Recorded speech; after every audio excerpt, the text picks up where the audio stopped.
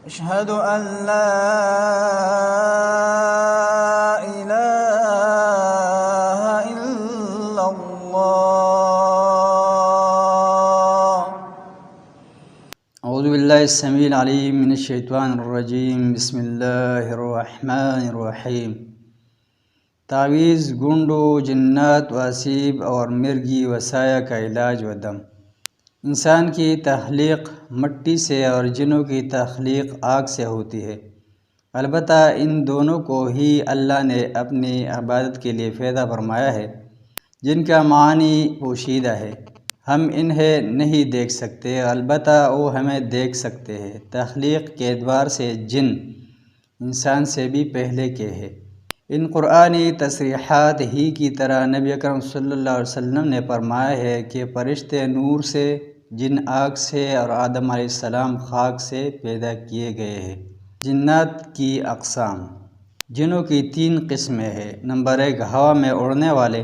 Number 2 سانپوں اور کتوں کی شکل میں پھرنے والے. نمبر 3 ڈیرا لگانے اور کوچ کر جانے والے.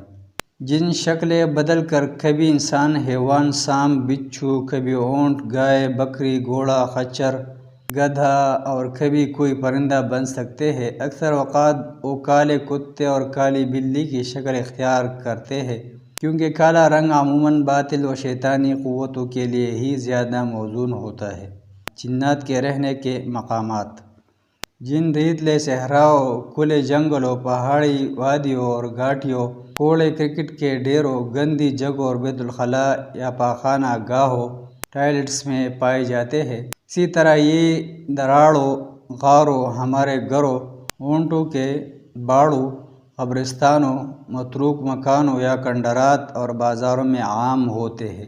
جنات کے منتشر ہونے کے اوقات. شام سورج غروب ہونے سے لے کر صرف 1 گھڑی رات گزرنے تک، جب تک کہ خوب تاریکی و اندھیرا رہتا ہے، یہ جنات کے منتشر ہونے یا پھیلنے کے اوقات ہیں.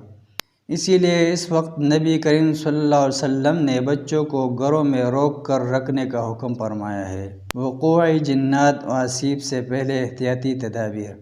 جنات و اسیب کے وقوع سے پہلے چند احتیاطی تدابیر کا اختیار کرنا ضروری ہے. مثلا نمبر 1 خالص توحید کا عقیدہ اپنایا جائے. نمبر 2 شرک و بدعات کی تمام علائشوں سے بچا جائے. نمبر 3 ہر معاملے میں اللہ کا تقوی اختیار کیا جائے اور اسی کی طرف رجوع کیا جائے. نمبر 4 کتاب اللہ اور سنت رسول اللہ صلی اللہ علیہ وسلم پر عمل کو حرز جان بنایا جائے. نمبر 5 اللہ پر بھرپور اعتماد و توکل اور ہر معاملہ اسی کے سپرد کیا جائے. نمبر 6 گناہوں کو ترک کر کے توبہ نصوح کی جائے. نمبر 7 تمام فرائض و واجبات کو ادا کیا جائے.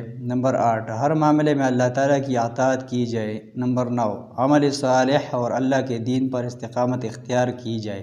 نمبر 10 عام نمازوں اور خصوصاً نماز فجر و عصر کی پابندی کی جائے. نمبر 11 صدقہ و خیرات کرتے رہے. نمبر 12 گھروں میں تصاویر، فوٹو اور تماثیل شو پیس کی شکل میں اسٹیچو نہ رکھے جائے.